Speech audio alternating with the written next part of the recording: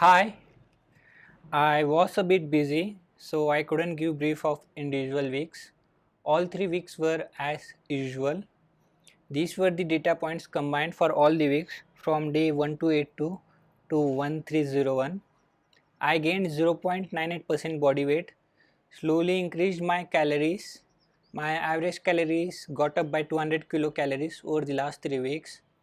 My average belly size increased by 0.13%. I want to give my hot take on something regarding protein intake. I always wanted to do this body transformation as efficiently as possible. So from the beginning, I was very conscious of what I'm eating and how much money I'm spending on this. Part of being efficient is to prefer vegan food if possible. I am almost vegan except for milk and curd, but I don't eat them to cover my protein intake. First, I will tell you what I currently eat and how I got here. The most effective diet for you or anyone is the one you currently have in your country or region. For example, I live in India, I am vegetarian and this is what I and also the entire country eat. It's kind of a staple meal in India. Chapati, sabzi, rice and dal. I just want to add a note here. I might not get some nutrients or vitamins from this diet. So if your diet is lacking in something, in my case vitamin B12, then consider taking them via supplementation. It's cheap and also readily available, and consider doing the same for other deficiencies too. Okay, in order to get enough protein from each meal, I have to fortify any one item for protein and eat other items so that they complement each other for PDCA score, protein digestibility corrected amino acid score. Like rice and dal, they complement each other to increase the digestion for protein in our body if we consume them in a particular ratio.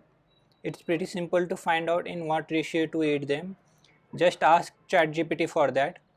For example, rice has a PDCA score of 0.56 to 0.67.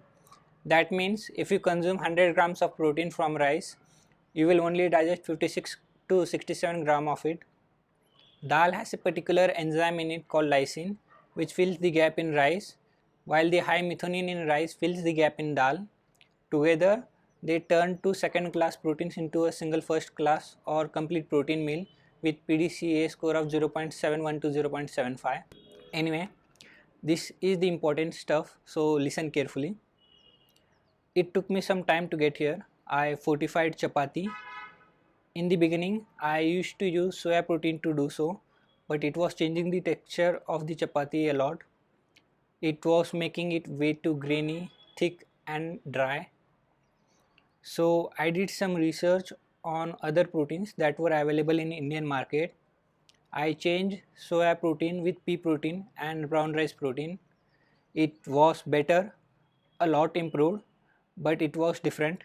You can feel something is off with this chapati, but you can still eat it without difficulty. I ate this mixture chapati for 5 months just out of curiosity. Last month I added gluten protein to this mixture and it was identical to regular chapati for taste and texture. If you cannot tolerate gluten, then you can skip this. You can still eat it without it. I didn't try this, but I think it should also improve the texture of soya protein mixed chapati too. So to certainly see if this amalgam of protein works, I have to make observations, which I did for past couple of months. It works just like regular whey protein. I am gaining strength as usual and it's way cheaper too as compared to whey protein. Make sure to mix pea protein and brown rice protein in an 80:20 ratio and add gluten protein to this mixture depending on your need to improve the texture of the chapati. For me it's 1 kg.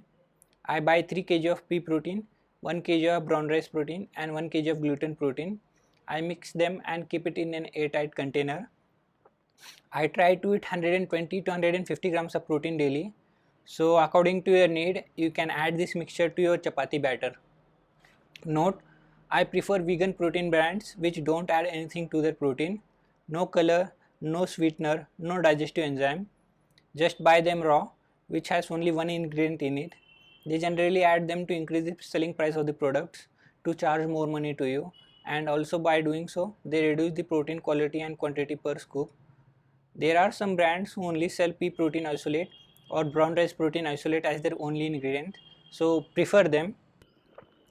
I generally spend around 2000 rupees or roughly $22 per month just for protein. That's my only need other than creatine. The rest of everything regarding my diet and meals is free as I didn't change anything. No fancy stuff.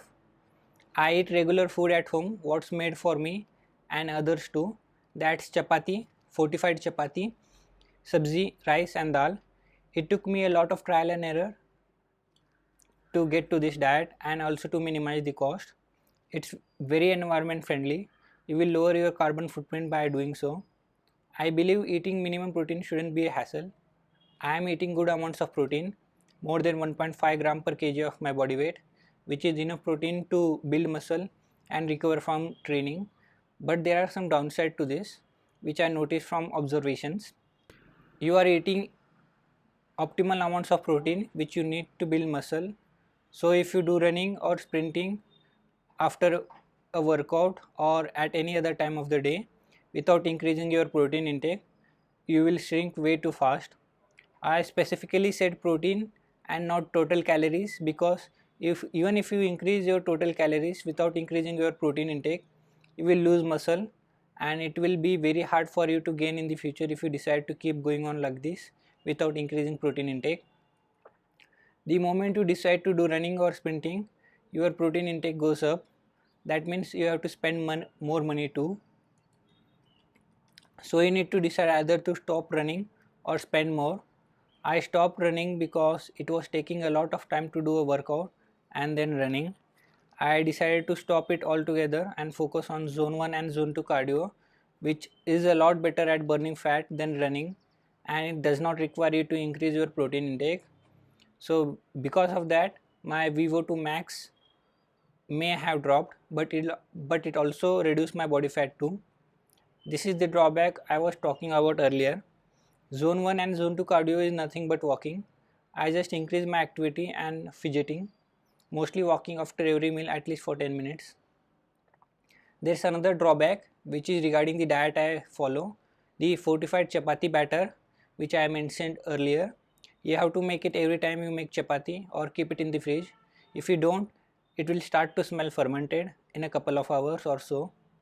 It will also change the color of the batter, turning it light grey. The same is the case with chapati made from this batter. They only last for a couple of hours before they get, I'm not saying bad, but they start to smell fermented. These were the only two drawbacks I have faced. Regarding the digestibility, I didn't face any problem there. I will make further observations and mention them if I find any. Till then, bye. See you next week. Being smart in the gym is not optional, it's necessity.